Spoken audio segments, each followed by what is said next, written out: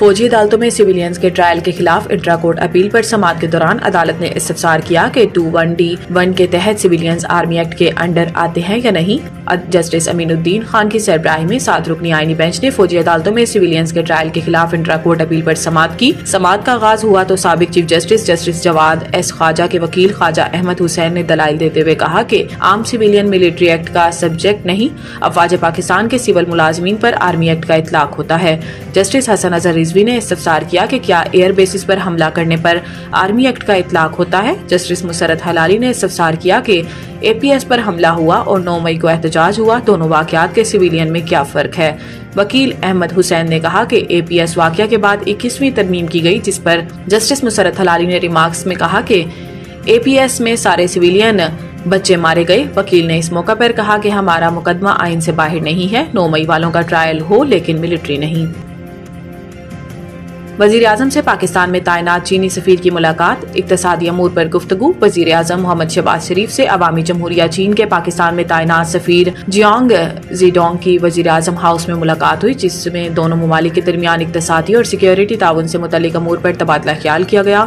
वजीर आजम ने चीनी सफीर को चीनी साल 9 की मुबारकबाद दी और नए साल की तकरीबात में चीनी क़यादत के साथ साथ चीन के ब्रादर अवाम बशमूल पाकिस्तान में मुकीम तमाम चीनी शहरियों के लिए नई ख्वाहिशात का इजहार किया।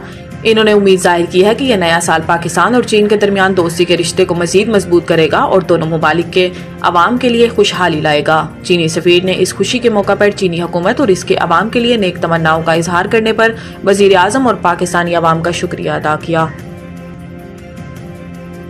लाहौर हाई कोर्ट पीका तरमीमी ऑर्डिनेंस की मुख्तलिफ शिकों में अमल दरामद रोकने की इस्तदा मुस्तरद कर दी। लाहौर हाई कोर्ट में पीका तरमीमी एक्ट के खिलाफ केस की समाअत हुई। जस्टिस फारूक हैदर ने सहाफी जाफर बिन यार की दरखास्त पर समाअत की। दरखास्त गुजार की जानिब से नदीम सरवर एडवोकेट ने दलाइल दिए। अदालत ने फौरी तौर पर पीका तरमीमी ऑर्डिनेंस की मुख्तलिफ शिकों पर अमल दरामद रोकने की इस्तदा मुस्तरद करते हुए कहा कि पहले फ्रीकैन का मौक़िफ़ आ जाए फिर फैसला करेंगे। बाद अज़ां लाहौर हाई कोर्ट के जस्टिस फारूक हैदर ने 3 हफ्तों में तमाम फ्रीकैन को नोटिस जारी करते हुए जवाब तलब कर लिया और केस की समाअत मुलतवी कर दी गई।